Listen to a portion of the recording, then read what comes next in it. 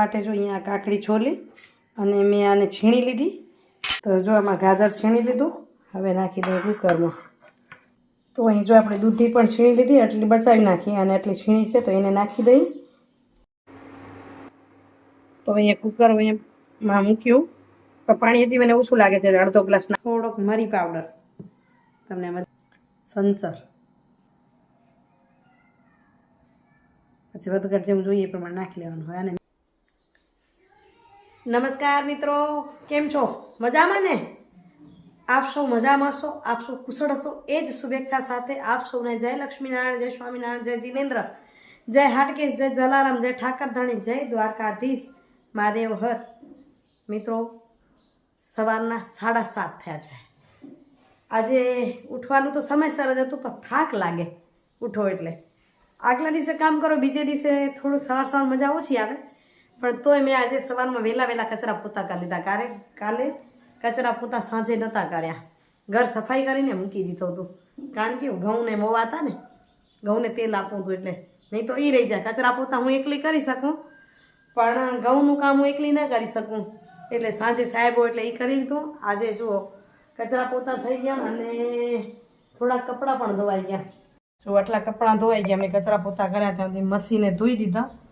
અને હવે કચરાને સાંકડા કરી લઉં અને બીજું એક મશીન થશે, મંદિરેથી આવીને ધોવા નાખીશ.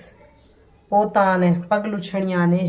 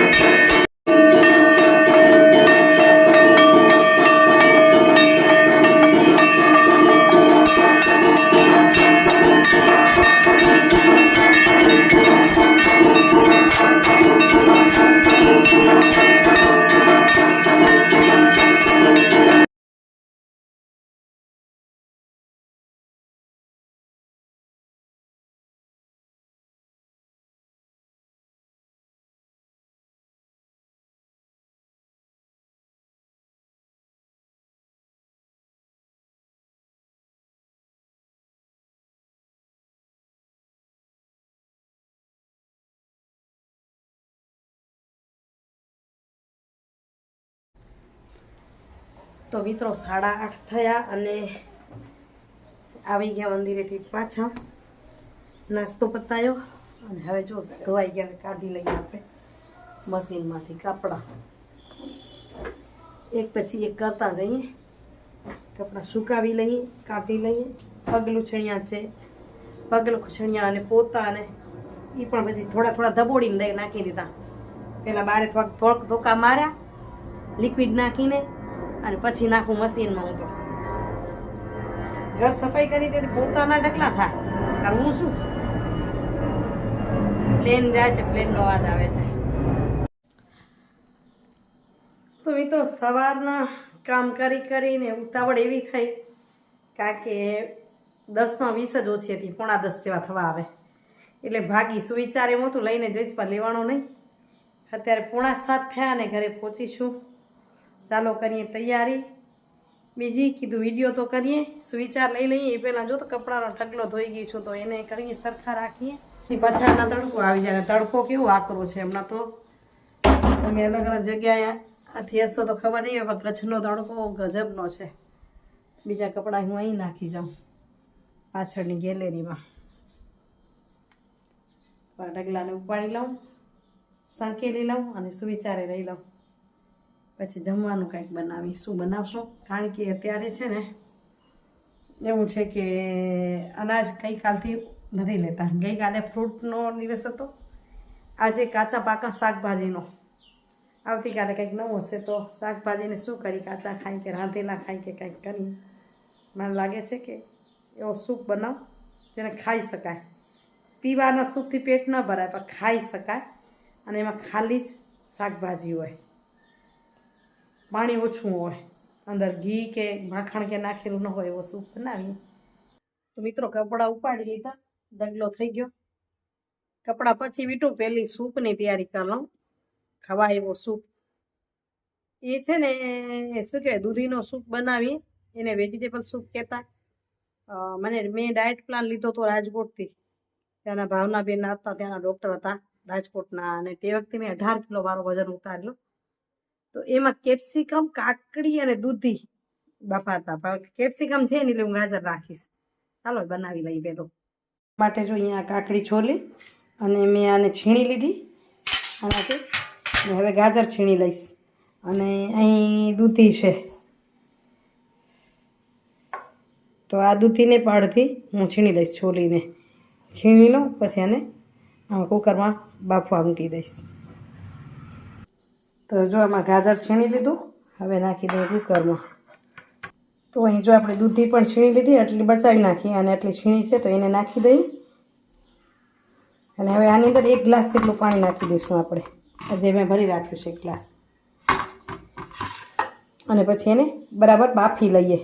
ત્યાં કુકરનું ઢાંકણું બંધ નહીં કરવું, અને બંધ કરીએ તો પણ સીટી કાઢી નાખવાની, એટલે પ્રેશરવાળું નહીં. આ તો છીણેલું છે, તરત ચડી જશે. એટલે 1 ગ્લાસ પાણી નાખીને એક બે ઉફાણ આવે ઉકાળશું ને એટલે ચડી જશે.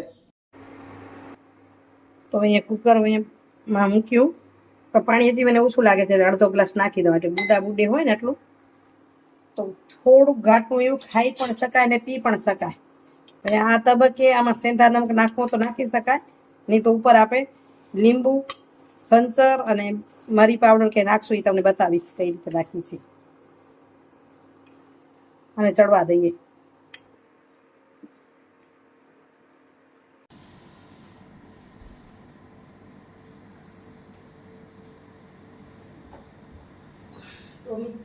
તો મિત્રો આપણો સૂપ મુકાઈ ગયો ચડવા, ત્યાં સુધી સાહેબ આવી ગયા. લઈ લઈએ આપણો સુવિચાર.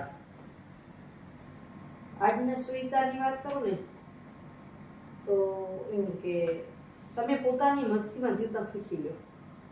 બાકી તમને બદનામ કરીને મજા લેવા વાળા તો ઘણા બધા લોકો છે. એ પણ સાચી વાત છે.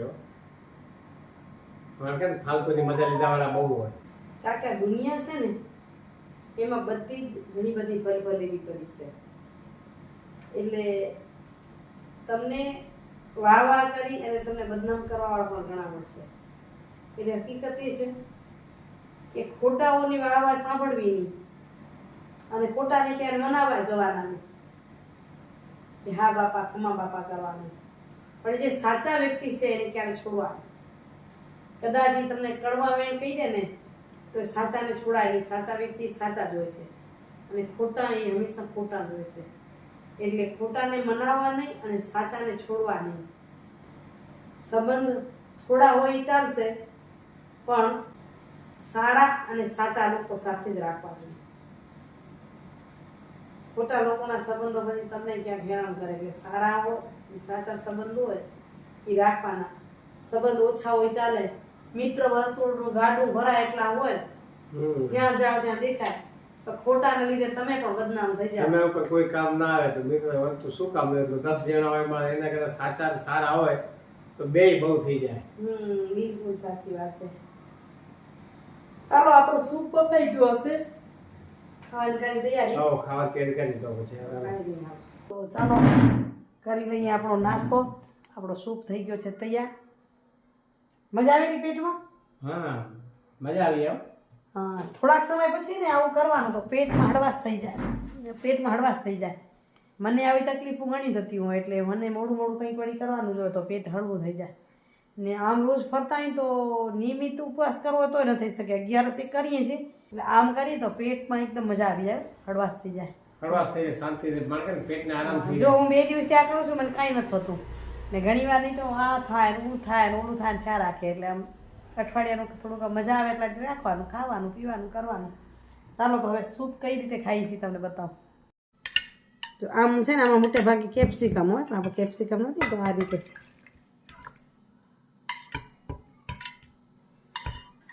હવે એની અંદર નાખશું આપણે થોડોક મરી પાવડર.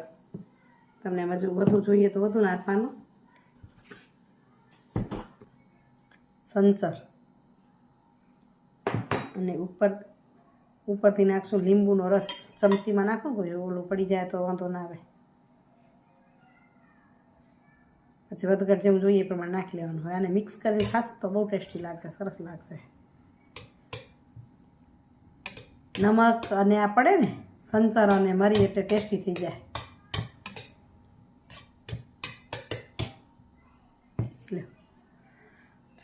ખાવું પડશે.